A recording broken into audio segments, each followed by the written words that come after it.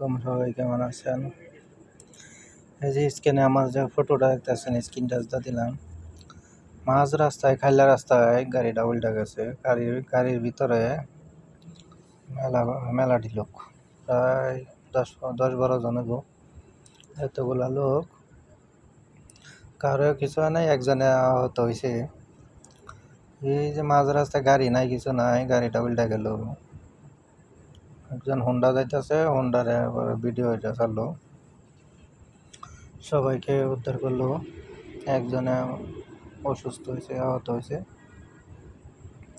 এবার আমরা যারা বাংলাদেশে গাড়ি চালাই, গাড়ি হিসাব রাস্তা পার হইতে গেলে দেখে শুন না, রাস্তা পারো না, গাড়ি পার করে না।